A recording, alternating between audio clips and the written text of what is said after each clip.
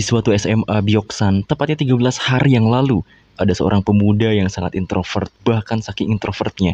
Ia benar-benar selalu sendiri dan hampir tidak pernah berekspresi kepada apapun dan siapapun. Di balik kesendiriannya, ia adalah pemuda yang sangat pintar dan cerdas. Setiap hari, bahkan setiap waktu, ia selalu menghafal rumus-rumus matematika dan pelajaran yang lainnya juga. Tak heran, ia selalu mendapat peringkat pertama bahkan dalam olimpiade sekalipun. Dan ia bernama Shi-eun.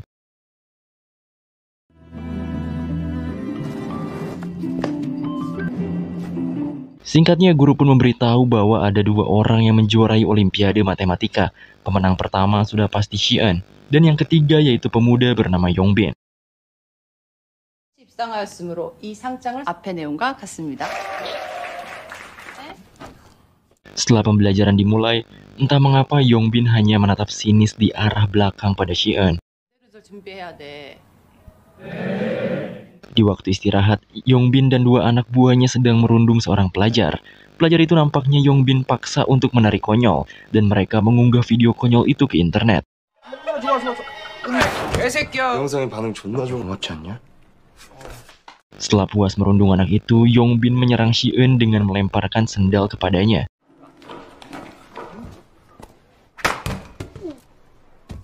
야 그래.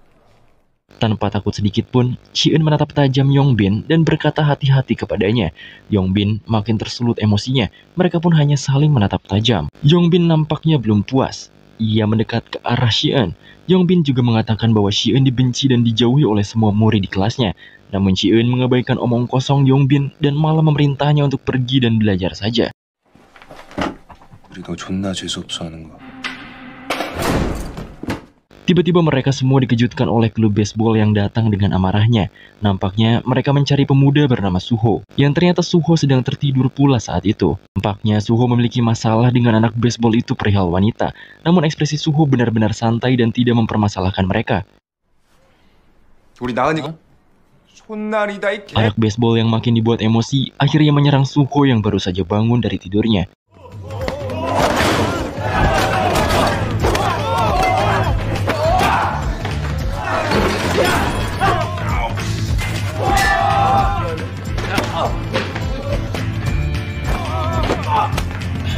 쟤네 운동부가 알겠다고. 기가.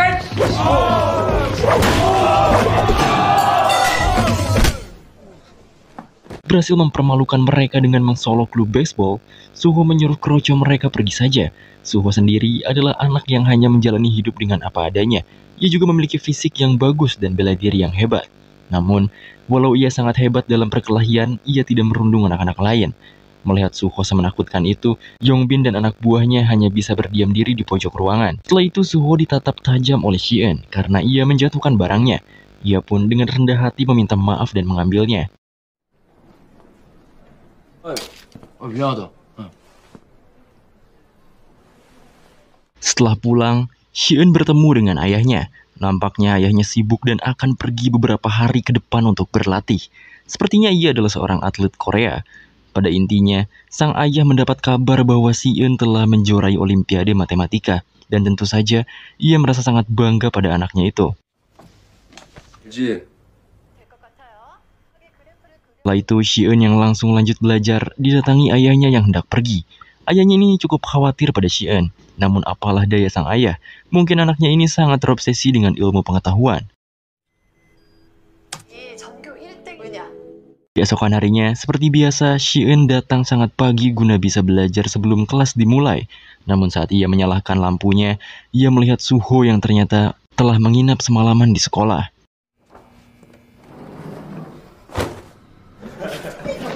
Setelah kelas dimulai, nampaknya hari ini mereka akan berolahraga. Di sini Shi-eun nampaknya kehilangan sesuatu, dan ia menoleh ke arah Yongbin. Lalu pelajaran olahraga pun dimulai, di mana Shi-eun sangat lemah soal fisik. Berbeda dengan Suho, bahkan Suho paling cepat, dan sang guru pun menyarankannya untuk memilih masuk ke perguruan tinggi olahraga saja, karena fisiknya sangat bagus.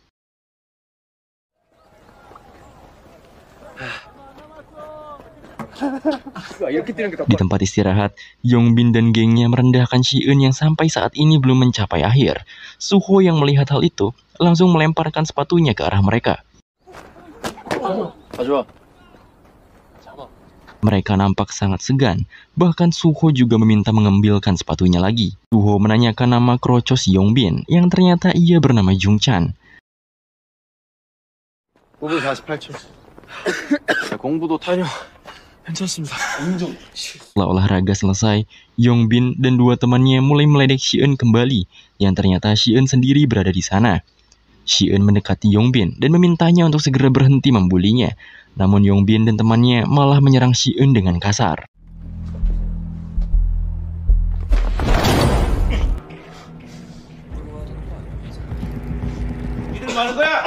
Beruntung saja ada Pak Guru di sana. Yongbin juga beralasan mereka sedang bermain bersama, lalu menyuruh Shi-eun untuk mengatakan hal yang serupa. Bodohnya, Shi-eun mengiyakan apa yang dikatakan Yongbin, sehingga guru itu pun mempercayai dan pergi dari sana.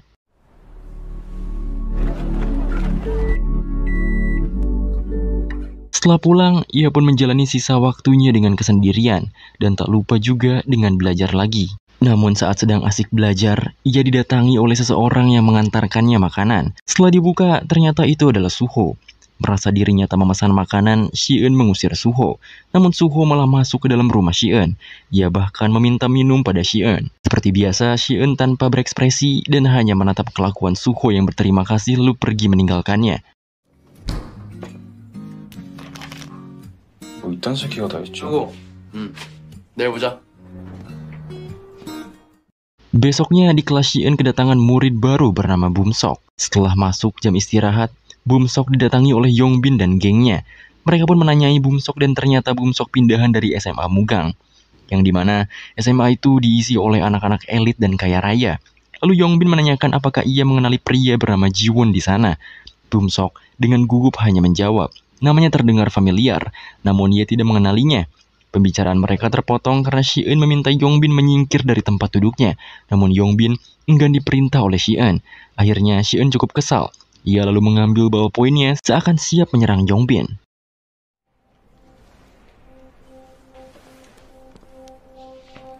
싫은데.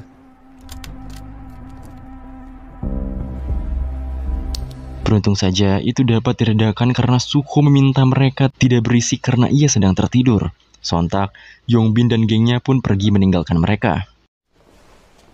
Bumsok nampaknya memperhatikan bekas luka cekikan Shi-eun. Ia pun berpikir mungkin Shi-eun korban bulian mereka. Bumsok pun lebih memilih untuk diam saat ini. 진짜 뭐 입은 그 새끼 요즘 미친 거 같지 않냐? Singkatnya, Yongbin dan teman-temannya sedang berada di klub. Mereka membicarakan mengenai Shi-eun yang tak memiliki rasa takut kepada mereka. Yongbin juga berpikiran sama. Jung akhirnya menyarankan Yongbin untuk merusak nilai Shi-eun saat ujian nanti. Karena mereka tidak bisa merusak jiwa Shi-eun, maka mereka akan merusak nilai Shi-eun karena Shi-eun sangat terobsesi dengan nilai akademisnya.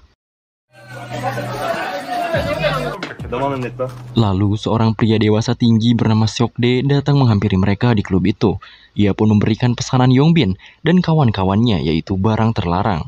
Namun sebelum Seokdae pergi, Yongbin ingin berbicara dengannya sebentar.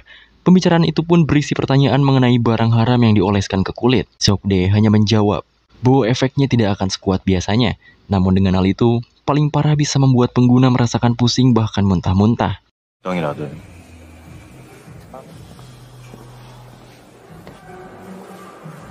Setelah Seokdae pergi, Yongbin segera menelpon kenalannya yang bernama Jiwon dari SMA yang sama dengan Bumsok. Setelah pulang les, Shi-eun yang berjalan sendirian dihadang oleh penjual barang ilegal.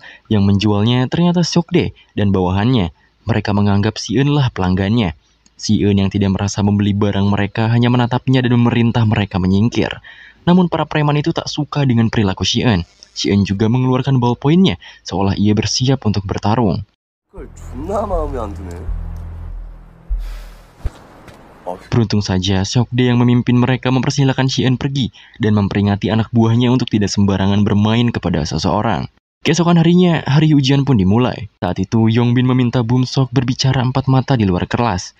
Yongbin dengan baik hati berkenalan dengan Bumsok. Namun pembicaraan pun semakin tidak enak saat Yongbin mengusut kembali kasus Bumsok sebagai korban bullying di sekolah lamanya. Informasi itu Yongbin dapatkan dari kenalannya yaitu Jihoon. Yongbin berkata bahwa ia akan membantu menjaga rahasia itu kepada murid lain, namun dengan syarat Bumsok harus membantu dirinya. Ia pun memperlihatkan barangnya yang seperti stiker kepada Bumsok, dan meminta Bumsok menempelkan benda itu di kulit Si-eun nanti. 시간 Saat ujian dimulai, Yongbin meminta Bumsok untuk segera menempelkan benda itu kepada Si-eun, dan dimulailah aksinya. 말하는 거죠. 너 뭐해? 몸도 둔해지고 졸리고. Beberapa waktu kemudian, ia merasa pusing dan aneh, bahkan ia terpaksa untuk keluar tanpa izin kepada guru. 세상을 그만하는 법이 있다.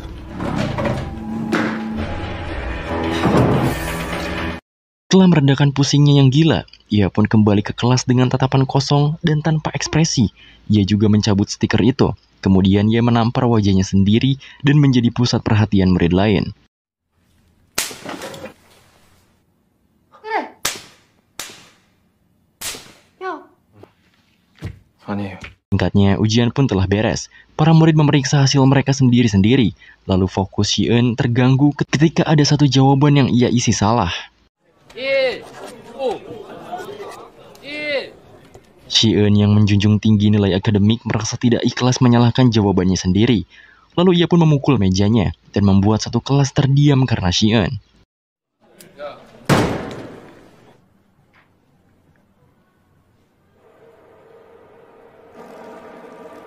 Lalu Si-eun pun berdiri dan berjalan mengarah kepada Yongbin. Ia pun mengambil sebuah buku dan memukul Yongbin dengan gaya sentrifugal agar damage-nya semakin sakit. Lalu ia juga menusuk tangan rekannya dan menghajar habis Yongbin. 물체의 원심.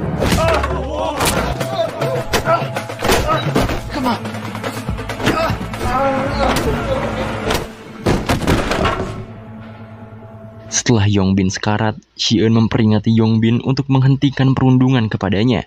Ia pun hendak menginjak wajah Yongbin, namun beruntung saja Si-eun didorong oleh Suho agar tidak terlalu berlebihan kepadanya. Si-eun tak memperdulikan Suho dan melempar tempat pensilnya lalu menyerang Suho dengan kursi.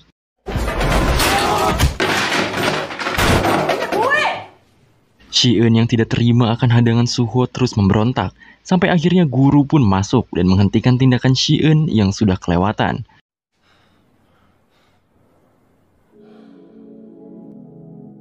Kejadian itu membuat Si-eun terpaksa pergi kepada Yongbin di rumah sakit dan meminta maaf pada Yongbin dan ibunya. Pada awalnya, ibu Yongbin tidak menerima dan terus meminta Si-eun datang meminta maaf dengan ibu yang bahkan tidak ia miliki.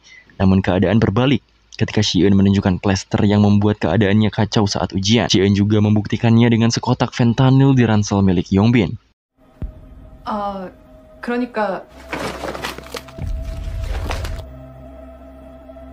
Hal itu membuat sang guru meminta ibu Yongbin untuk memindahkan Yongbin ke tempat lain dan tidak membawa kasus Si-eun ke komite kekerasan sekolah.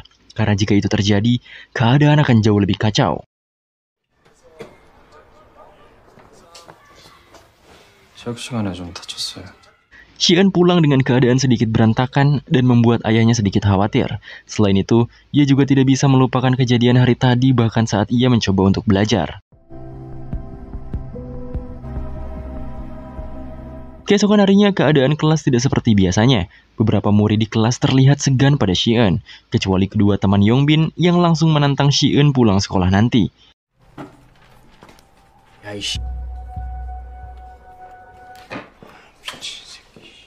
Tidak takut, Si-eun malah menantang balik mereka sekarang juga di toilet, sehingga satu kelas mengikuti mereka bertiga ke toilet.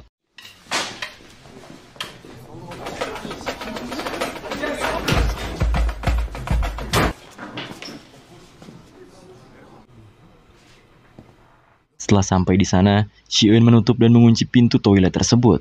Lalu ia pun mengambil pulpen dari sakunya dan melangkah mendekati mereka berdua hingga mereka terintimidasi.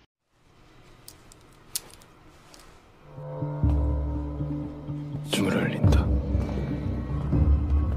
객 울린다. Mereka berdua ketakutan dan hanya bisa diam. Si-eun akhirnya meminta mereka menyudahi perundingannya saat ini dan pergi meninggalkan mereka berdua. Ancaman itu membuat beberapa teman sekelas Si-eun yang bahkan tidak dekat dengannya bertindak sok akrab yang jelas saja diabaikan oleh Si-eun.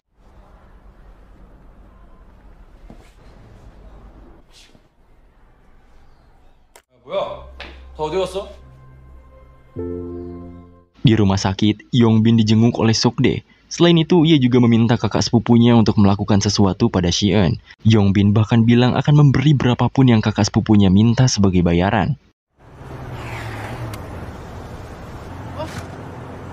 Pulang les, Shi-eun bertemu Suho yang sedang bekerja part-time dan meminta maaf padanya akan kejadian Yongbin. Setelah itu, mereka menjalankan kesibukan mereka masing-masing.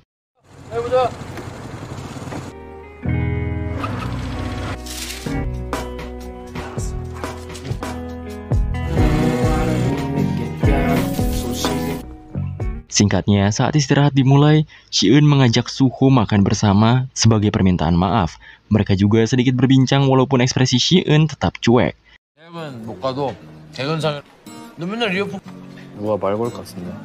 Di meja lain, para siswa mulai membicarakan tentang Shi-eun yang tidak terkena hukuman dari komite kekerasan sekolah, dan fakta tentang Yongbin mengonsumsi fentanyl mulai terdengar. Selain itu, mereka juga terheran dengan kedekatan Shi-eun dan Suho yang sangat tidak biasa. Di lain tempat, seorang pemuda SMA sedang bermain judol. Ia mengalami kekalahan dan terpaksa harus meminjam pada bank ilegal yang diurus sendiri oleh Sokdae.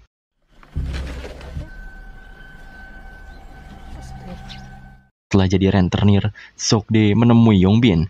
Ia juga mengenalkan sepupu wanitanya yang bernama Yongyi. Setelah itu, mereka pun membahas mengenai urusannya dengan Shi-eun. Saat keluar dari sekolah, Shi-eun dihampiri oleh Bum-sok. Di sana Bum-sok mencoba meminta maaf pada Shi-eun, namun Shi-eun tetap cuek dan tidak memaafkan Bum-sok. Setelah itu, Shi-eun lalu pergi meninggalkannya.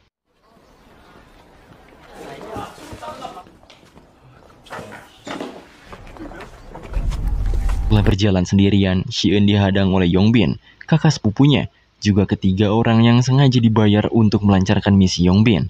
Awalnya, Shi-eun sempat berontak dan mencoba pergi les melewati mereka, tapi malah ditampar oleh kakak sepupu Yongbin.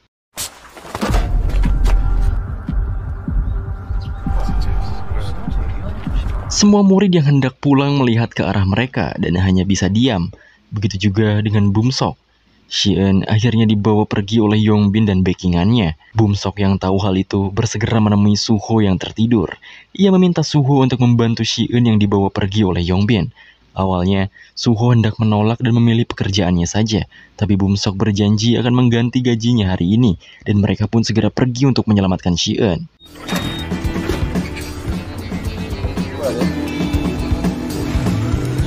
Shi-eun terpojok awalnya, tapi dengan keterampilannya membuat strategi dan memanfaatkan alat di sekitarnya untuk melawan, ia akhirnya bisa memutar keadaan dan mengalahkan Yongbin dan orang-orangnya.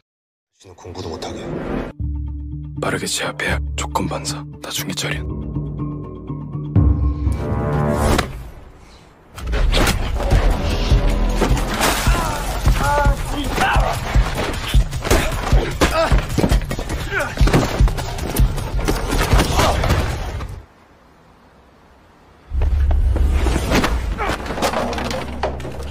Walaupun hanya bertahan sebentar, pada akhirnya Shi-eun bisa selamat dengan bantuan dari Suho dan Bum-sok.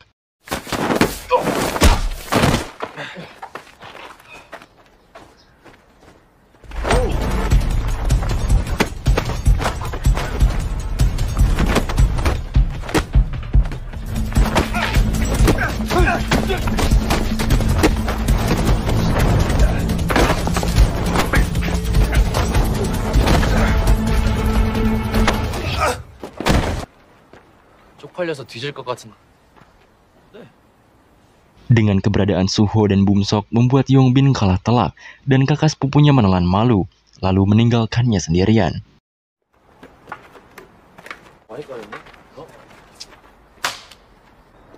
Setelah berkelahi, mereka bertiga pergi ke sebuah tempat makan. Awalnya Shi-eun menolak, namun setelah dipaksa oleh Suho, ia pun mau mengikuti mereka berdua. Namun saat sampai di sana, ternyata mereka malah dimintai membantu Suho dengan pekerjaannya yang tertunda karena membantu Shi-eun. Setelah itu, mereka pun akhirnya mengobrol. Untuk kejadian di hari ulangan, Bum-sok merasa sangat menyesal telah melakukannya pada Shi-eun. Selain karena diancam, ia juga tidak tahu mengenai narkoba berbentuk plester itu. Setelah semuanya terklarifikasi dengan baik, mereka bertiga menghabiskan malam bersama di tempat makan barbeque.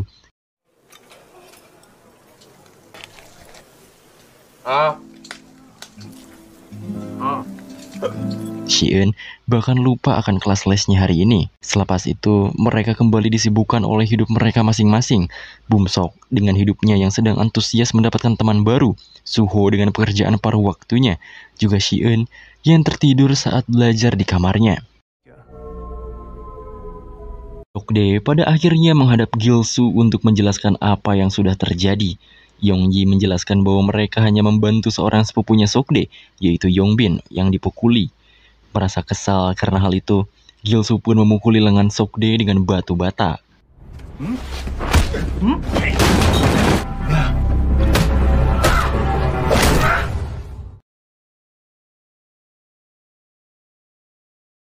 Singkatnya, Si-eun, Suho, dan Bum-sok malah main biliar. Padahal mereka bertemu untuk penilaian mapel. Awalnya Si-eun hendak pergi sendirian, tapi Suho memaksanya untuk bermain biliar terlebih dahulu. Akhirnya, ia pun terpaksa bermain dan menggunakan hukum refleksi untuk menambah akurasi dari permainannya. 즉, 당구공의 정중앙을 기준으로 약 90%. Dan terbukti ia berhasil win streak dalam permainannya. Setelah itu, mereka pun berpisah di mana Suho dan Bum-sok pergi untuk minum, lalu Si-eun pergi untuk belajar.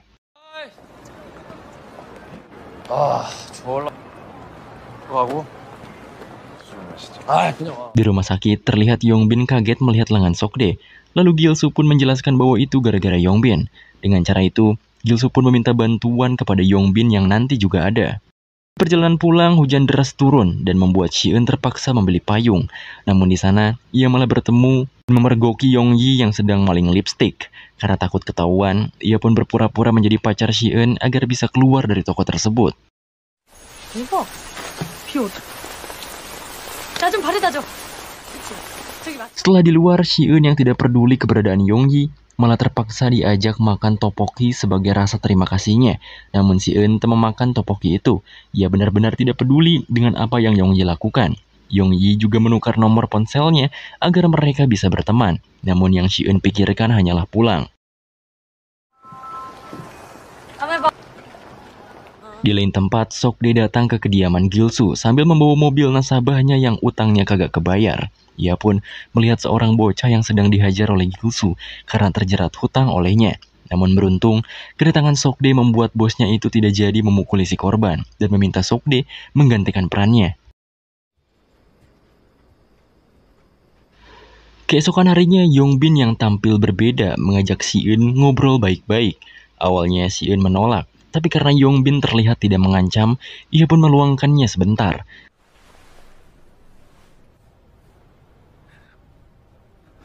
Pembicaraan mereka cukup mengenaskan, di mana Yongbin memohon pada Si-eun dan yang lainnya untuk membantu dirinya yang tidak ingin dibawa ke panti asuhan karena kasus barang haram kemarin. Dengan cara memberi bukti bahwa barang haramnya saat itu bukan miliknya. Dikarenakan mereka mau menolong Yongbin, mereka pun diajak masuk ke rumahnya. 너 왜 지하로 가냐? 그냥 뭐 먹을 거? 나중에 너 그 알바 안 가야 되지. Dan ternyata di sana mereka malah bertemu Gilsu, Sokde, dan gengnya. Nyatanya mereka bertiga dijebak oleh Yongbin agar mau datang bertemu dengan Gilsu.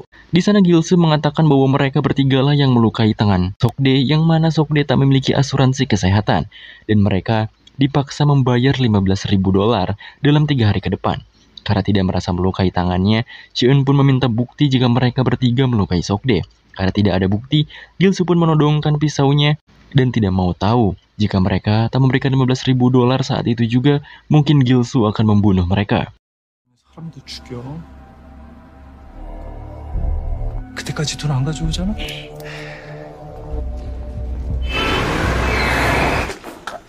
Singkatnya, anak-anak buah Gilsu benar-benar menguntit mereka bertiga dimanapun mereka berada.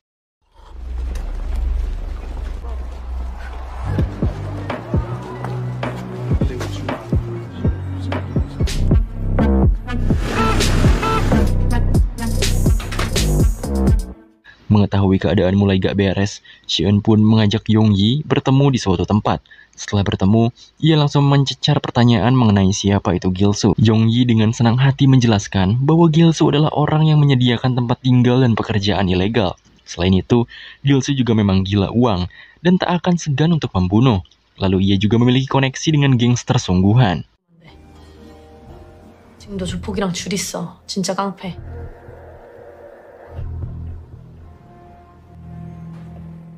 Malam harinya, Bumsok diam-diam masuk kamar orang tuanya yang sedang tidur. Ia pun mengambil jam tangan mahal orang tuanya untuk membayar $15.000 pada Gilsu. Besoknya, ia pun memberitahu Si-eun dan Suho bahwa masalah ini akan selesai karena ia akan membayar 15.000 itu. Mereka berdua yang tahu bahwa itu bukan uang milik Bumsok menolak untuk dibayarkan pada si Gilsu. Dan menurut mereka, akan lebih baik jika mereka melapor pada polisi karena Si-eun mengetahui info yang lebih jauh dari hasil ngobrol dengan Yonggi kemarin. 너 공무원이라고 가입만 하면 공짜로 5만 원, 몇천만 원까지 버는 거야. Di mana Gilsu menjalankan bisnis haram dan judi ilegal dengan mitranya di luar negeri. Banyak anak-anak sekolah yang terjerat karena rela menjual apapun demi bermain judi ini. Awalnya, mereka diberikan kemenangan di permainan pertama, namun akan terus dikuras habis sampai ginjal-ginjal mereka.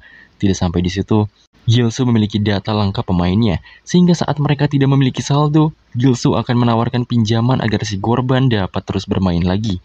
Dan seperti itulah lingkaran setan yang Gilsu buat. Maka dari itu, Si-eun akan melaporkan hal itu di mana banyak barang-barang bukti juga di markas si Gilsu ini.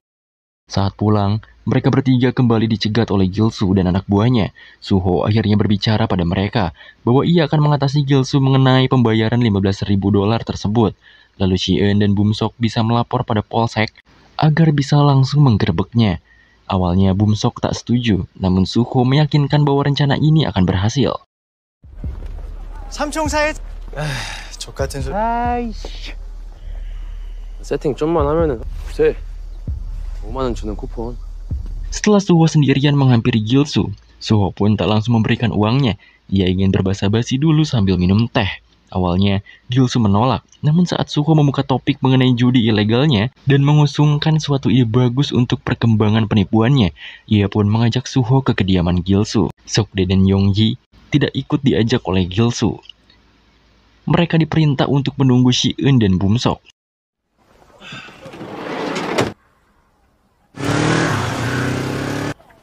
잠깐만. Saat Si-eun dan Bumsok terlihat, Yonggi pun menghampiri mereka. Di sana, Yonggi memberikan alamat kediaman Gilsu yang saat ini OTW membawa Suho. Bumsok nampaknya jadi semakin khawatir bahwa Suho sangat dalam bahaya. Ia pun menghentikan taksi dan berusaha langsung ke kediaman Gilsu dan memberikan uangnya. 야, 뭐해? 내가 가지고 온 돈 주면은 그냥 어서 잘못되면 너 어떡하려고 그래? Sokde mempertanyakan apa maksud dan tujuan Yonggi. Ia menjawab bahwa ia berniat menjebloskan Gilsu ke penjara, dengan harapan ia dan yang lainnya akan berubah dan tak terikat oleh keburukan Gilsu. Menurutnya, mereka juga memiliki hak hidup layak sama seperti pemuda-pemuda lainnya.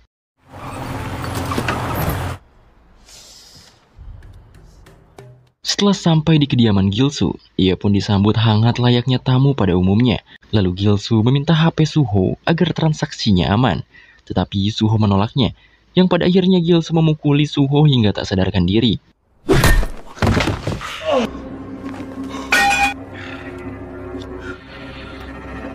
Bumsok juga memberanikan diri untuk masuk ke markas Gilsu. Ia pun menyerahkan $15.000, namun Gilsu menariknya menjauh dari kediamannya.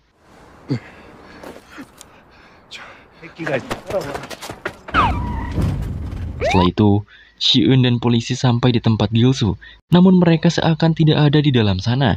Polisi itu pun sepertinya malas mengurusi masalah ini karena kurangnya bukti dan tidak ada surat perintah juga. Lalu Si-eun ditinggalkan sendirian di sana.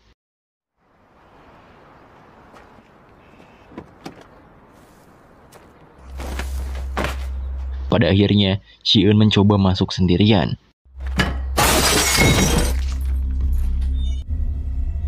Ia menemukan tongkat baseball dan bercak darah yang ia rasa itu adalah darah Suho.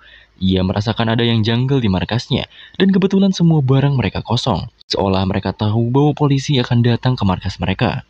Benar saja, Gilsu dan anak buahnya membawa Suho dan Bumsok meninggalkan markas mereka. Mereka juga membawa barang-barang yang menurut mereka penting. Bahkan kepergian mereka tepat sebelum para polisi dan Si-eun datang. Di jalan, Gilsu yang berhasil kabur lalu menculik dua murid itu langsung menelpon Sokde dan memintanya untuk datang ke markas mereka yang lain. Ia juga memerintah Sokde membawa adik sepupunya yaitu Yongyi, karena Gilsu menganggap Yongyi biang masalah semua ini.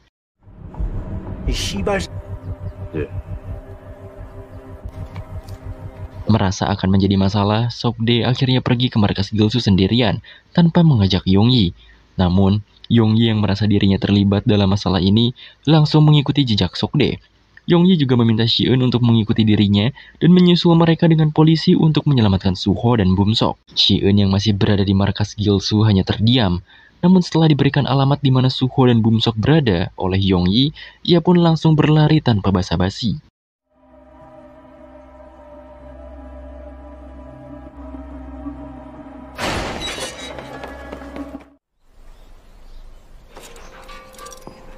Di sisi lain, Gilsu sedang menunggu kedatangan Sokde dan Yongyi. Bum-sok dan Suho juga disekap. Mereka tidak bisa melakukan apapun. Saat mereka berbicara, salah satu anak buah Gilsu meminta mereka untuk diam. Suho juga membalas perkataan kasar preman itu dan membuatnya dipukuli di tempat. 팔도 묶여서 지금. Sokde dan Yongji yang hampir sampai ke tempat Gilsu berbicara satu sama lain. Gilsu meminta maaf pada Yongji karena ia merasa keterlibatan Yongji juga karena ulahnya. Maka dari itu, Sokde meminta Yongji untuk tak bertingkah banyak saat bertemu Gilsu nanti.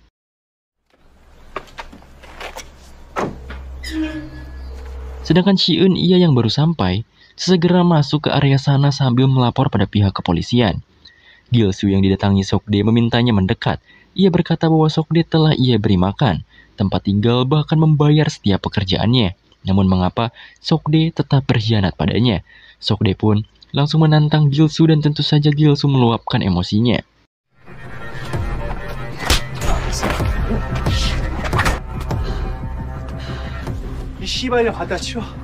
Gilsu juga memerintah Sungchan untuk menikam Sokde, yang mana Sungchan ini juga salah satu rekan Sokde yang sudah ia anggap seperti adiknya sendiri. Tentu saja, perintah itu membuat Sungchan hanya bisa terdiam membeku. Gilsu juga mulai bermain-main dengan Suho, Bum-sok dan Yongyi. Ia juga sudah memutuskan untuk menusuk Suho pertama.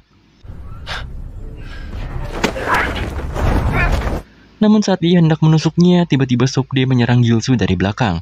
Di sini nampaknya Sokde sudah memutuskan untuk keluar dari lingkungan haram Gilsu. Ia juga menantang Gilsu bertarung 1 lawan 1 dan meminta anak buah Gilsu yang lain diam jika tidak ingin mati.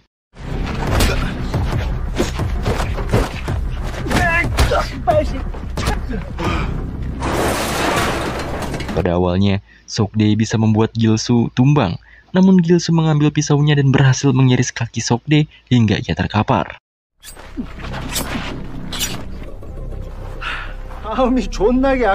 Karena kekalahan Sokde, Yongyi menyerang Gilsu dari belakang. Namun sayang, Gilsu malah berhasil membuat Yongyi dicekik hingga hampir mati. Namun cekikan Gilsu itu terhenti karena mendengar sirine polisi dan Shi-eun datang menghampiri mereka.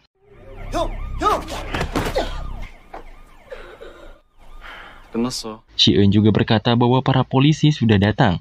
Mereka sedang menggeledah mobil Gilsu di bawah. Sontak hal ini membuat Gilsu dan anak buahnya panik dan berlari ke bawah untuk menyelamatkan properti mereka. Shi-eun akhirnya bisa menyelamatkan Suho dan Bum-sok. Ia melepaskan ikatan di tangan mereka. 야, 쟤는 왜 또 왔어? 너 존나게 똑똑하다. 어? 야, 쟤는 왜 또 왔어? Namun selang beberapa saat, Gilsu dan anak buahnya kembali. Yang ternyata suara sirine polisi tadi adalah tipuan dari HP Shi-eun. Gilsu yang emosi akhirnya menghajar mereka semua.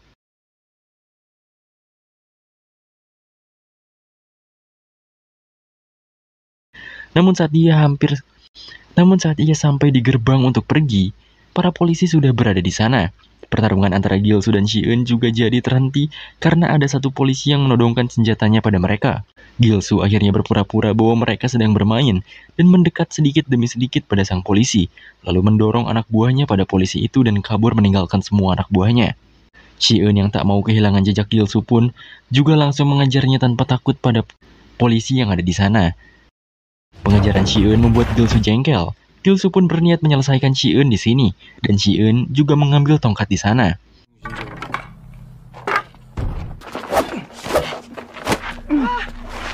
Hendak menusuk Si-eun, Gil-soo kembali didatangi oleh Suho. Keadaan pun menjadi 2 lawan 1 sekarang.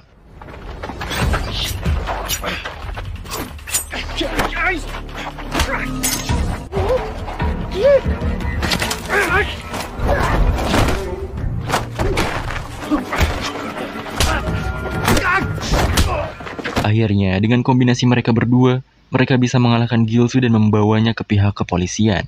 Di sisi lain, Sok-dae yang berhasil kabur malah mengunci dirinya sendiri di dalam tempat itu.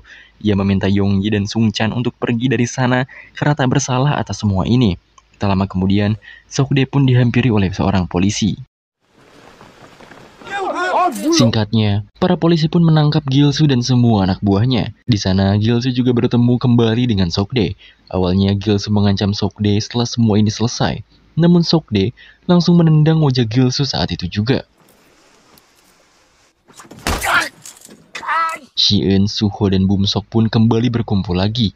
Di sana, Si-eun juga sebagai pelapor dimintai untuk pergi membuat pernyataan di kantor polisi, dan Bum-sok akan menemani Si-eun. Singkat cerita, Si-eun dan Bum-sok telah membuat sebuah pernyataan. Di sana nampaknya mereka juga dibantu oleh seseorang. Pria tersebut berkata bahwa masalah itu tidak ada hubungannya dengan mereka lagi. Si-eun juga bisa menutupi masalah ini pada keluarga dan lingkungan sekolah. Bahkan, Si-eun juga diperbolehkan untuk pulang.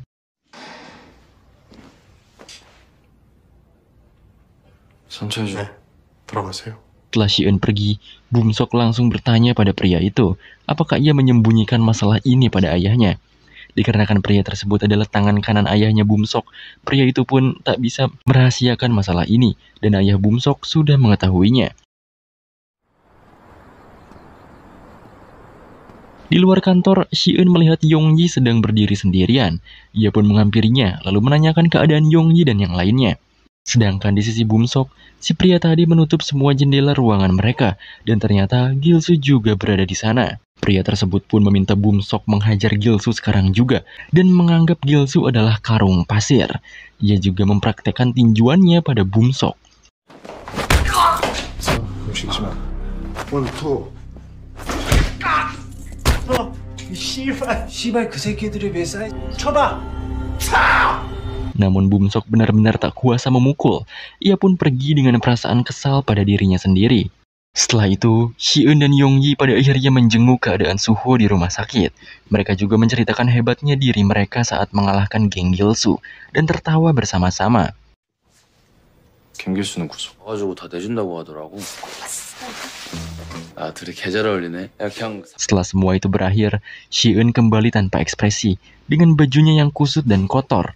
Ia melangkahkan kakinya untuk pulang. Karena tak bisa pulang begitu saja, akhirnya Si-eun kembali ke rumah sakit untuk menemui Suho dan Yong-ji. Ia membawakan banyak makanan termasuk makanan yang Suho suka. Di sini juga, Suho nampak aneh dengan emosi Si-eun. Cara Si-eun menatap, berbicara dan bersikap benar-benar berbeda, dan membuat Suho merinding sebagai teman sekelasnya. Bahkan Si-eun juga tersenyum saat ia melihat Suho dan Yong-ji makan makanan yang ia bawakan.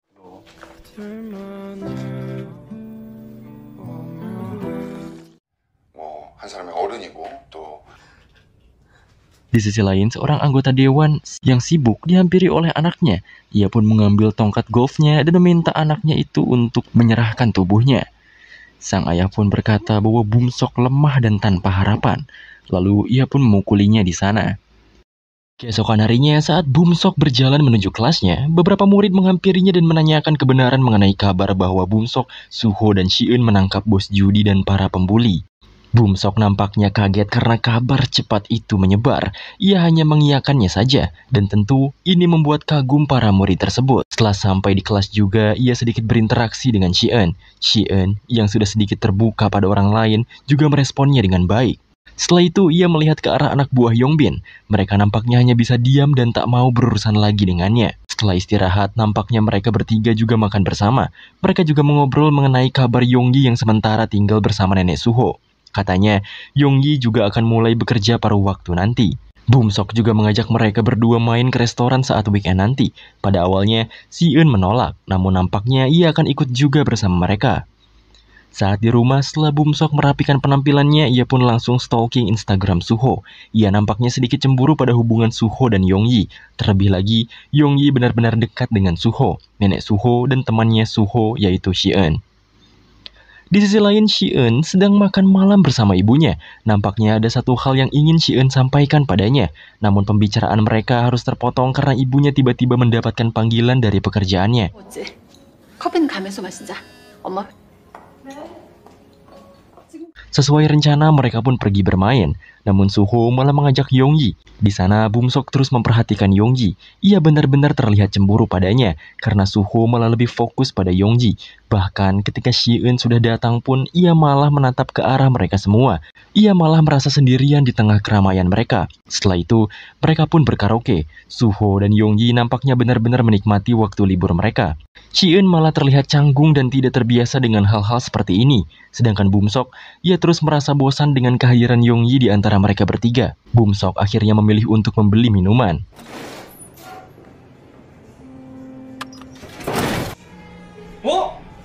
Saat ia berjalan kembali ke ruangan karaoke mereka, Bumsok nampaknya dikenali oleh beberapa orang. Bumsok akhirnya bergegas meninggalkan mereka, namun orang-orang tersebut malah terus mengejarnya. Di sisi lain, Yongyi mengangkat telepon dari HP Bumsok. Ia menanyakan ruangan mereka, dan Yongyi hampir saja memberitahu ruangannya. Jelas itu membuat Bumsok kesal padanya.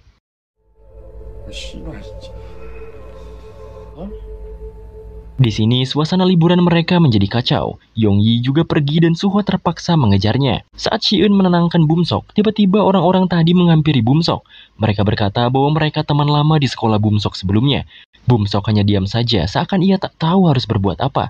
Setelah itu, mereka pun akhirnya memutuskan pergi setelah Shi-eun sedikit mengintimidasi mereka dengan reaksinya. 그럼 나중에 하든가. 그래 미안. 또 보자잉.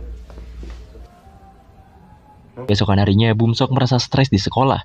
Terutama yang ia alami nampaknya kembali merenggut emosinya saat ini. Bahkan ketika para murid lain mengobrol dengan berisik, Bumsok langsung memarahi mereka dan hendak menghajar mereka.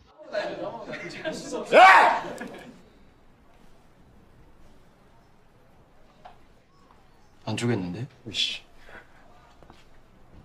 족도 아닌 새끼가 안 소라. Saat itu, Shi-eun dan Suho langsung melerai emosi Bumsok. Tapi di sini, Bumsok juga emosi pada Suho dan meninggalkannya. Selain itu, sepertinya Shi-eun cukup peka apa yang dialami oleh Bumsok. Bumsok benar-benar stres. Ia terasa kembali dihantui oleh para pembuli di sekolah lamanya. Bahkan ia tak bisa hidup dengan tenang. Teleponnya selalu berdering di spam oleh mereka semua. Singkatnya, saat Shi-eun berolahraga bersama Suho, mereka pun membahas keadaan Bumsok sebelumnya yang tak bisa dihubungi sama sekali. Akhirnya, mereka berniat untuk menemui Bumsok nanti. 없다니까. 자, 이 턱은 항상 숙이고 막 패 죽여버리겠대. 가만 안 놔. 패지 말고. Singkatnya, Suho dan Shi-eun mendatangi kediaman Bumsok.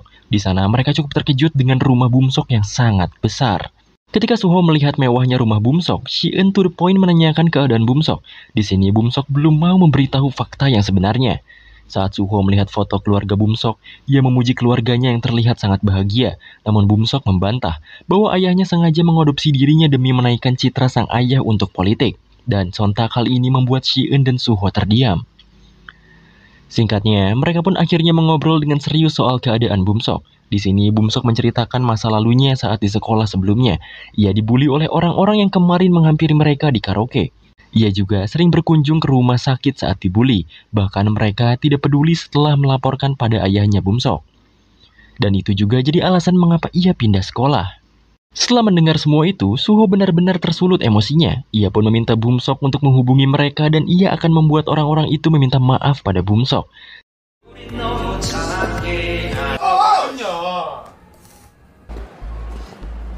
Setelah tahu keberadaan para pembuli, mereka bertiga pun segera pergi ke karaoke tempat mereka berkumpul sekarang. Setelah itu, mereka pun masuk ke ruangan para pembuli itu. Di sana, Bumsok pun memerintah mereka untuk meminta maaf padanya. Namun mereka malah mengetawakan aksi Bumsok itu. Ketua para pembuli yang bernama Kim akhirnya berdiri dan malah mengolok-olok Bumsok untuk apa meminta maaf padanya. Suho akhirnya menjewer Kim hingga ia terpaksa meminta maaf.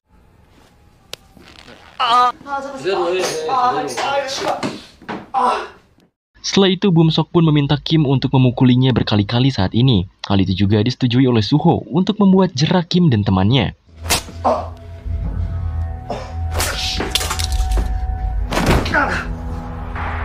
Bumsok yang kehilangan akalnya akhirnya mengambil mic di dekatnya, namun ditahan oleh Suho.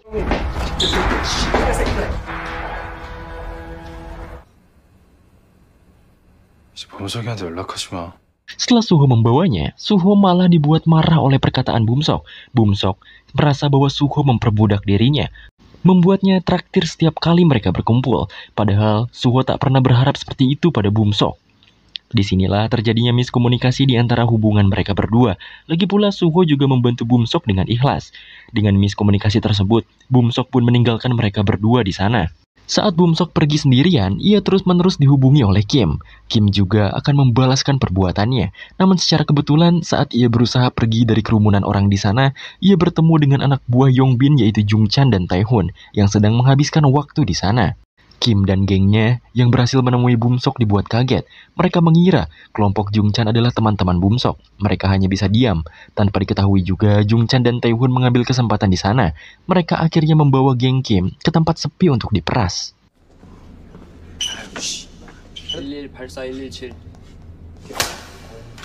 Di sana, Jungchan dan gengnya menghajar habis Kim dan kawan-kawannya. Mereka juga memeras habis uangnya.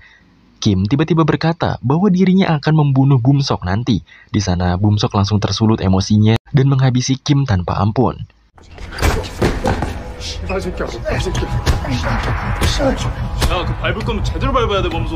Di sana juga, Jungchan dan gengnya hanya menertawai Kim yang sedang dipukuli oleh Bumsok. Taehoon juga menyuruhnya untuk menghajar lebih keras. Bumsok mengajar mereka sambil teringat pukulan Kim sebelumnya, pukulan ayahnya dan Suho. Ia pun benar-benar melampiaskan emosinya saat ini.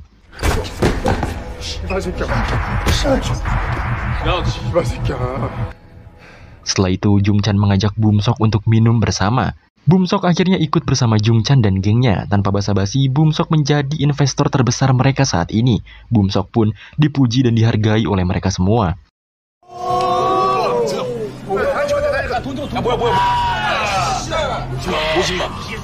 Setelah itu, dengan keramahannya, Jungchan juga meminta Instagram Bumsok. Di sini Bumsok merasa bahwa perlakuan mereka jauh lebih baik daripada Suho dan Ji-eun. Bahkan di tengah-tengah rasa mabuknya, Bumsok juga men-unfollow Suho. Untuk menunjukkan bahwa dirinya juga mampu, Bumsok membawa sebotol minumannya. Lalu ia pun menghampiri meja para wanita cantik. Di sana ia menggoda dan menyodorkan minumannya. Wanita itu pun menyicikan minumannya kepada Bumsok, dan Bumsok pun langsung meminumnya.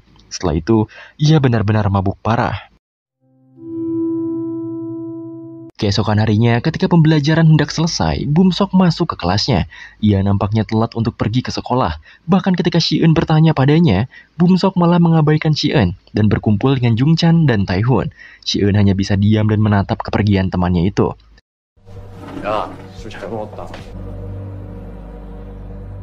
Saat pelajaran kembali dimulai, Suho menanyakan keberadaan Bumsok, dan kebetulan Bumsok datang bersama grup barunya. Ji-eun akhirnya mendekati Bumsok. Ia meminta waktunya sebentar untuk berbicara berdua. Dalam pembicaraannya, Ji-eun ingin tahu kabar terakhir Bumsok dan mengapa ia malah berteman dengan grup Jungchan. Namun jawaban-jawaban dari Bumsok tak membuat Ji-eun puas. Bumsok juga mengungkapkan keresahannya pada Suho bahwa ia merasa direndahkan olehnya. Ia merasa jadi babu untuk Suho. Ternyata Suho ada di belakang Bumsok. Sontak saja Bumsok langsung pergi meninggalkan mereka. Setelahnya, Bumsok kembali berkumpul dengan gengnya Jungchan. Bahkan di sana ada Yongbin juga. Ia juga diperkenalkan pada teman Yongbin yang bernama Kang Woo-young. Ia adalah teman Yongbin yang akan bergabung dengan UFC nanti. Setelah itu, Yongbin pun menanyakan mengapa Bumsok berpisah dengan Suho. Ia hanya menjawab bahwa Suho merasa jadi raja di sana, dan ia merasa jengkel padanya. Yongbin yang mendengarnya juga memiliki rasa yang sama dengan Bumsok.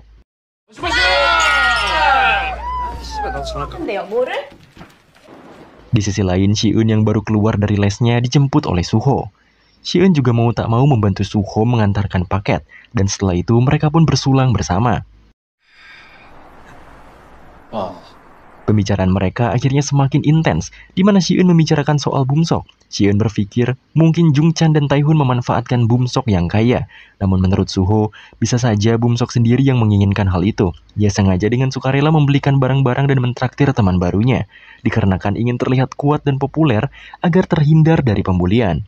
Bumsok benar-benar terbawa arus oleh Jungchan dan Taehun. Mereka juga sangat akrab, bahkan Bumsok juga berpindah meja agar dekat dengan mereka. Dengan begitu, akhirnya Shi-eun berbicara dengan Jungchan dan Hun. Ia memastikan agar Bumsok tidak dimanfaatkan oleh mereka. Mereka berdua juga mengaku bahwa Bumsok sendirilah yang mengajak mereka dan mentraktir mereka. Mereka tidak memaksa apapun pada Bumsok. Saat jam makan siang, seperti biasa Shi-eun bersama dengan Suho. Tampaknya Suho merelakan pilihan Bumsok untuk bersama dengan mereka. Bumsok sendirilah yang memilih bagaimana ia akan menjalani hidup. Tiba-tiba saja, Bumsok dan gengnya datang tanpa mengantri terlebih dahulu. Di sana, Suho pun memberhentikan mereka. Selain Bumsok, Taehun dan yang lainnya hanya bisa menuruti perintah Suho.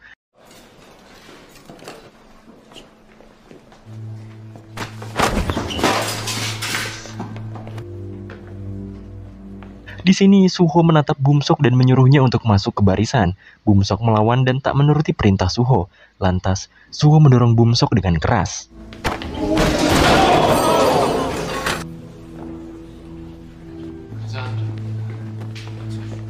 Bumsok dan gengnya dengan kesal menjauh dari area kantin. Bumsok akhirnya berniat menghajar Suho. Ia pun bertanya pada Jung, siapa yang bisa mengalahkan Suho? Mungkin kenalan Yongbin yang bernama Woo-yong bisa mengalahkan Suho karena sama-sama petarung. Bahkan Woo-yong juga membuat live stream dengan pertarungannya sendiri. Singkatnya, Bumsok menemui Woo-yong dan Yongbin. Bumsok akan membayar $1.000 jika Woo-yong bisa menghajar Suho nantinya.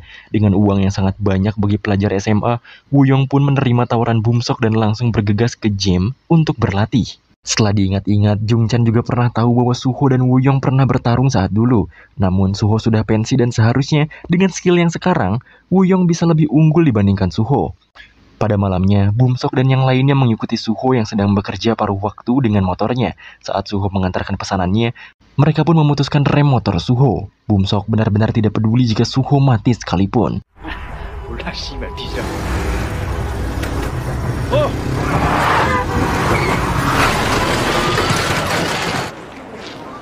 Kecelakaan itu membuat panik Bumsok dan teman-temannya.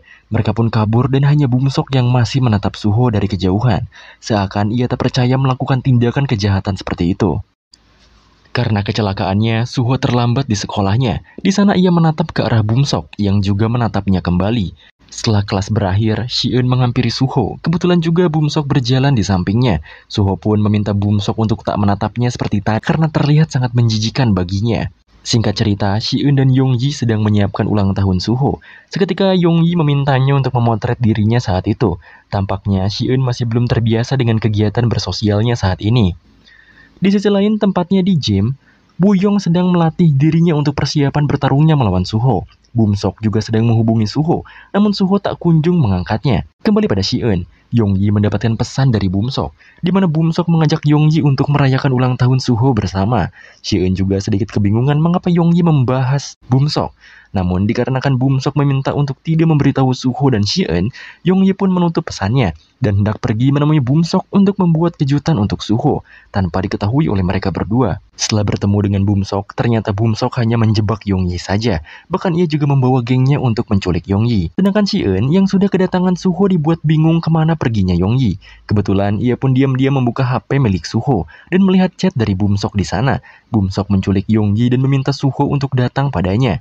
Shi-eun yang tahu hal itu mengingat kembali bahwa Bumsok dan Suho sedang ribut. Ia pun menghapus chatnya dari HP Suho dan bergegas pergi sendirian tanpa diketahui Suho sendiri.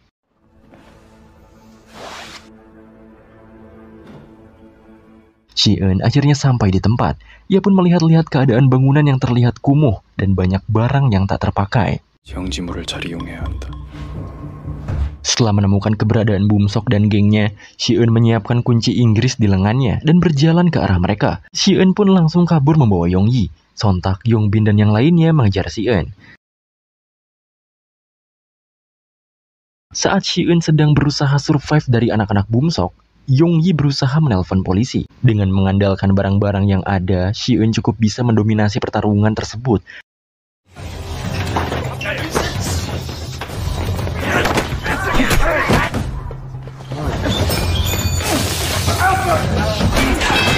Bahkan ia berhasil mengambil linggis yang Yongbin bawa. Hal ini jelas membuat semuanya ketakutan. Namun semua itu berakhir ketika Woo-yong datang. Kekuatan Shi-eun yang tak sebanding dengan Woo-yong membuatnya terkapar di tengah-tengah geng Bumsok. 야, 이 개새끼가. 그만해. Bumsok mencoba untuk meminta Yongbin membiarkan Si Eun pergi, karena yang ia tuju bukanlah Si Eun. Namun Yongbin tak mengindahkan perintah Bumsok, karena Yongbin memiliki dendam pribadi pada Si Eun. Bumsok tak kuasa melihat Si Eun dipukuli, ia pun hanya bisa pergi dari sana. Ia merasa bersalah karena membawa orang yang tak memiliki masalah dengannya malah dipukuli. Ia merasa bersalah atas semua ini. Woo-young juga pergi dari sana. Ia meminta Bumsok menjadwalkan ulang pertarungannya dengan Suho. Selain itu, Bumsok tetap harus membayar uangnya pada Woo-young hari ini juga. Pengeroyokan pada Si Eun akhirnya berakhir, di mana mereka terpaksa kabur karena Yonggi mendatangkan para polisi.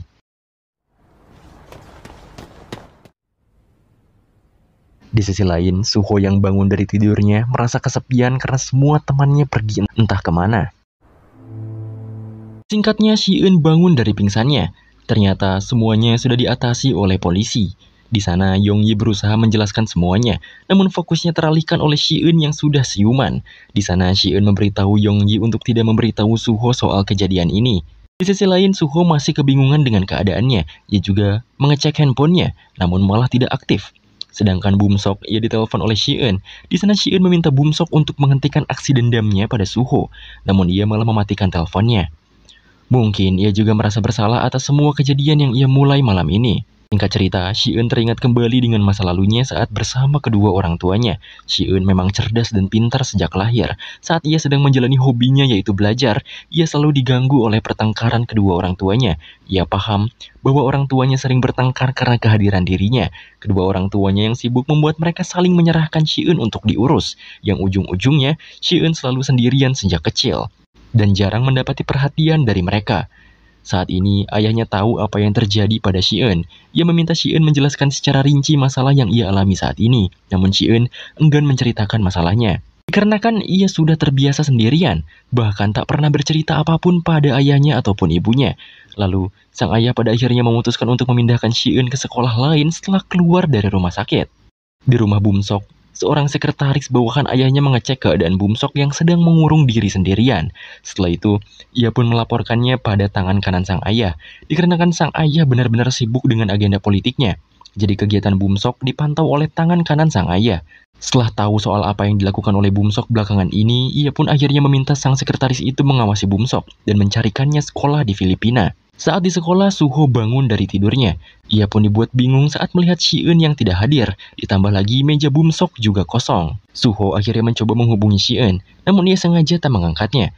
Pada akhirnya, Suho menemui Yonggi, dan ia meminta Yonggi menjelaskan apa yang sudah terjadi pada teman-temannya. Di sini juga Yonggi sikapnya berbeda. Ia menutupi semuanya dari Suho. Setelah itu, ia mencoba mengunjungi kediaman Si Eun, namun Si Eun benar-benar seperti menghilang. Tak ada pilihan lain, Suho akhirnya menanyakan kabar Bumsok pada Jungchan dan Taehoon. Mereka yang ketakutan menjawab bahwa mereka juga tidak tahu kabar terakhir dari Bumsok. Suho pun memerintah mereka untuk menghubungi Bumsok, karena mereka lebih dekat dengannya. Jika tidak, maka Suho akan menghajar habis Jungchan dan yang lainnya. Setelah itu, Jungchan berusaha keras menghubungi Bumsok, namun tetap saja Bumsok tak mengangkat teleponnya. Saat kesal Bumsok tak bisa dihubungi, Suho sudah berada di belakang mereka. Dan pada akhirnya, Jungchan menjelaskan semuanya. Pada awalnya, Bumsok membayar teman Yongbin untuk bertarung melawan Suho. Namun karena Suho tidak bisa dihubungi, akhirnya Bumsok menjebak Yonggi dengan dalih akan merayakan pesta ulang tahun Suho. Saat setelah berhasil mendapatkan Yonggi, yang datang pada mereka malah Si Eun. Setelah pulang sekolah, Suho kembali menemui Yonggi. Di sana ia yang sudah mengetahui faktanya langsung menanyakan di mana rumah sakit Si Eun. Karena terlanjur bahwa Suho juga sudah tahu, Yonggi akhirnya memberitahu bahwa Si Eun sudah pulang hari ini. Dan semua rahasia ini juga atas kemauan Si Eun sendiri. Setelah itu Si Eun yang sedang asik belajar dengan lengannya yang diperban didatangi oleh tamu yang tidak lain adalah Suho. Si Eun menutupi lengannya tersebut. Di sini, Suho juga paham bahwa Si Eun terluka parah. Ia menyembunyikan lukanya agar Suho tak khawatir padanya. Maka dari itu, setelah tahu bahwa sahabatnya babak belur, ia pun melangkahkan kakinya untuk pergi dengan rasa bersalahnya.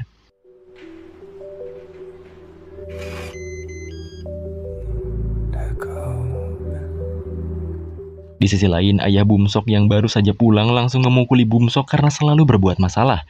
Ayahnya itu menganggap Bumsok tak lebih dari hama. Bahkan setelah Bumsok sekolah di luar negeri nanti, dia tak akan peduli lagi dengan dirinya. Bum-sok yang stres akhirnya memutuskan untuk menenangkan dirinya dan pergi dari rumah. Pada awalnya, pengawalnya memaksanya untuk kembali, namun ia pun berani melawan dan pergi meninggalkannya. Di jalan, Bum-sok mengaktifkan teleponnya lagi dan baru melihat pesan-pesan dari Suho. Sedangkan Suho yang masih memburu Bum-sok menghajar habis Yongbin.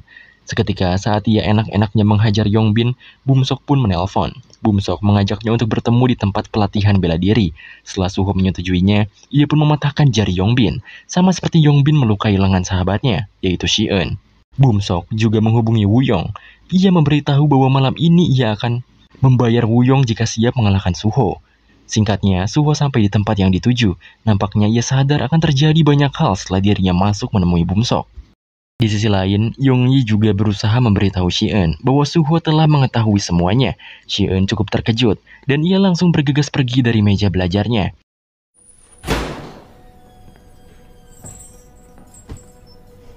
뭐하냐? Dengan gentlenya, Suho masuk ke ruangan itu, yang dimana di sana sudah banyak orang yang berkumpul. Ia pun mencari Bum-sok, dan saat Bum-sok menampakkan dirinya di depan Suho, di sana Suho mengatakan bahwa Bum-sok tak semestinya melakukan semua itu. Jika ia mempunyai dendam pada dirinya, maka Bum-sok tak perlu melibatkan teman-teman Suho yang tak bersalah. Ia juga meminta maaf pada Bum-sok sebesar-besarnya jika ia memang melakukan kesalahan. Dan selebihnya, Suho ingin Bum-sok untuk meminta maaf pada Si-eun dan Yong-yi. Bum-sok yang masih gengsi dan emosi tak mau untuk meminta maaf pada teman-teman Suho. Alhasil, Suho menampar Bum-sok dengan keras. Setelah menggampar Bum-sok, Woo-young pun yang kenal dengan Suho memintanya segera naik ke atas ring. Dan sebelumnya, Suho meminta waktunya untuk pemanasan bersama para kroconya terlebih dahulu.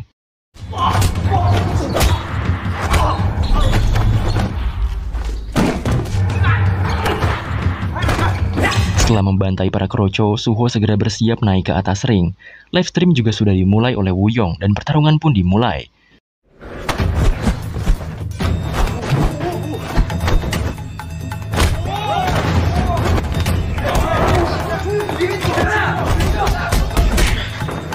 Suho benar-benar hebat. Ia berhasil membuat Woo-young sedikit kewalahan. Namun Tae-hun yang tahu bahwa Woo-young bisa kalah, menarik kaki Suho sehingga tendangan Woo-young tepat terkena rahang Suho hingga ia terkapar. Bum-sok yang melihat Suho sudah terkapar naik ke atas ring. Ia pun langsung melampiaskan semua dendam dan emosinya pada Suho. Begitu juga dengan Jung-chan dan Tae-hun.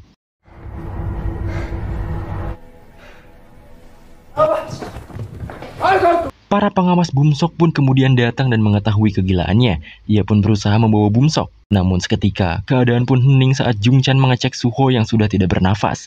Mereka pun panik. Sebagian anak kabur. Lalu Jung-chan dan Tae-hun dicegal oleh pengawal Bum-sok untuk tidak lari. Jika Tae-hun dan Jung-chan tidak kabur, semua masalah akan beres. Dan ia akan mengurusnya hingga aman. Bum-sok membalikkan badannya. Ia pun melihat keadaan Suho yang terkapar olehnya. Ia merasa bersalah. Ia seakan tak percaya pada apa yang telah ia lakukan.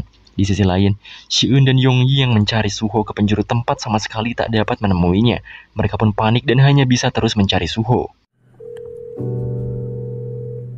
Para pengawal Bum-sok akhirnya mengambil alih. Ia menelpon para detektif untuk melaporkan aksi anak-anak nakal tersebut.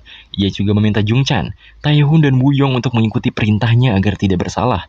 Mereka diminta untuk membuat skenario seolah-olah mereka sedang berlatih seperti biasa. Lalu Suho pingsan saat istirahat sendiri. Woo-young juga diminta untuk menghapus semua videonya. Para detektif pun datang, dan semuanya memerankan perannya masing-masing.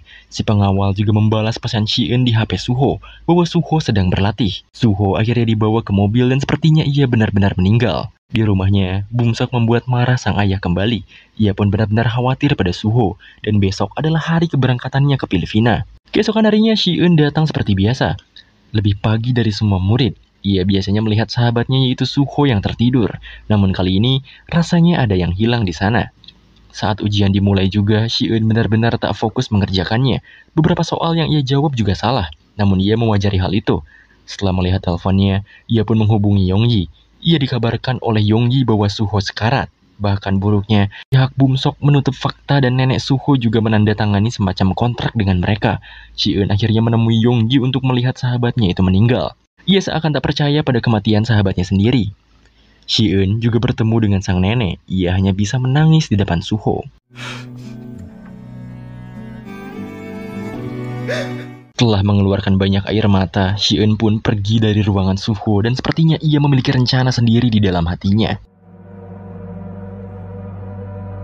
Bum-sok juga tak berhenti melamun di rumahnya.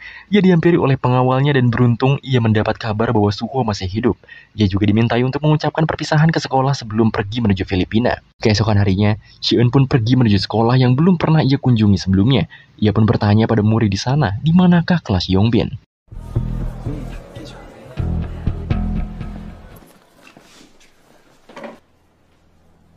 Yongbin memasuki kelasnya. Ia nampak keheranan karena semua teman sekelasnya melihat ke arah dirinya. Dan tiba-tiba, Si-eun menghajar Yongbin dengan brutal.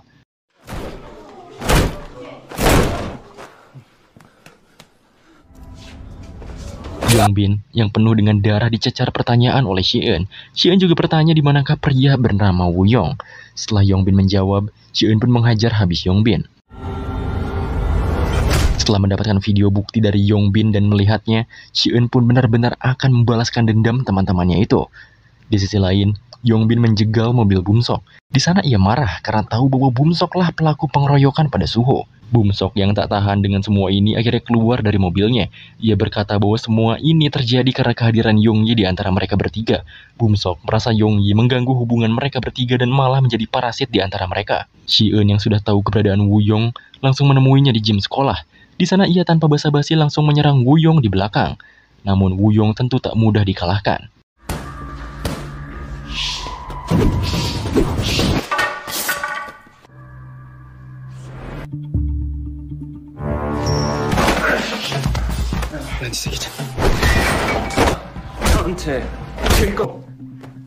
Namun Si-eun tetap terkapar.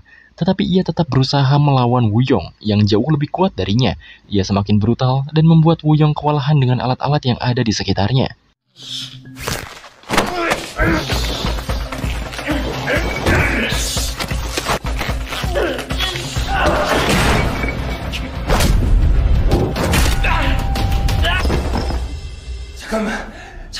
Dengan pertarungan yang sadis, Woo-young penuh dengan darah. Ia meminta maaf dan berkata bahwa semua itu ulah Bum-sok. Namun seperti biasa, Si-eun tetap menghajar mangsanya sampai kakinya cacat ditimpa oleh barbel. Bum-sok dan ayahnya sampai di sekolah. Di sana sang ayah disambut dengan baik karena ia bagian dari pemerintahan. Ia juga bertanya mengenai seorang murid yang terluka parah guna memastikan dan tentunya semua berjalan sesuai rencana. Sedangkan Bum-sok, sebelum perpisahannya ia melakukan ujian terakhir terlebih dahulu. Di sisi lain, Si-eun yang sudah tak karuan karena hampir membunuh 2 orang kuat sebelumnya berjalan kembali ke sekolahnya. Ia mengambil perangkat pemadam api dan masuk ke kelasnya yang hening. Tentu saja, ini membuat satu sekolah ramai. Ia pun menghajar semua yang berhubungan dengan Bum-sok. 급히 뭐냐니까.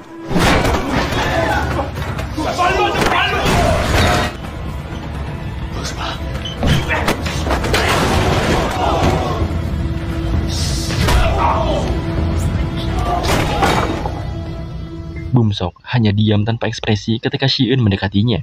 Ia sepertinya sudah pasrah jika Si-eun membunuhnya di tempat. Di sini, Si-eun benar-benar ingin menghajar Bum-sok, namun ia sangat tak kuasa memukulnya.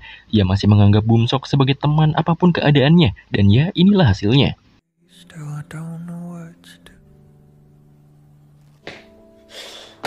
Inilah perjalanan dan mungkin akhir dari emosi sang pendiam Si-eun. Mungkin ia pemilih dalam menjalin hubungan dengan seseorang. Namun saat ia merasa sudah berhubungan dengan seseorang, ia rela mengorbankan apapun, bahkan hal-hal yang berharga baginya. Salah satunya prestasi dan nilai akademisnya.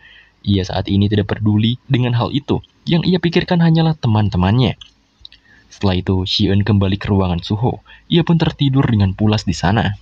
Si-eun nampaknya sedikit berhalusinasi jika sahabatnya itu bangun. Suho seolah mengatakan kalimat terakhir untuknya, namun saat melihat kenyataan, ia pun menangisi semuanya. Singkatnya, Bum-sok juga pada akhirnya pergi untuk pindah sekolah ke Filipina. Yong-yi juga memutuskan untuk menjalani hidupnya sendiri. Terkadang ia menghubungi neneknya Suho untuk meminta kabar selanjutnya, namun ia sama sekali belum menghubungi Si-eun sejauh ini. Si-eun juga terpaksa di DO. Semua sekolah di Seoul menolak nama Si-eun untuk menjadi murid dan hanya ada satu sekolah saja yang bisa menerima. Setelah perpisahan dengan orang tuanya, Si-eun akhirnya mulai masuk kembali sekolah. Dan uniknya, sekolah kali ini benar-benar sangat kacau.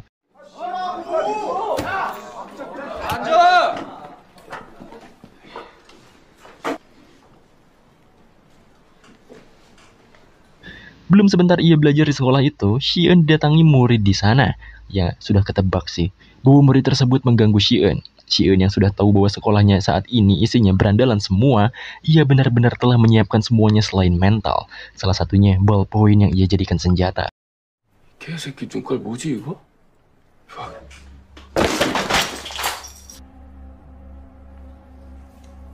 개새끼가 지금 뭐라 그러는 거야?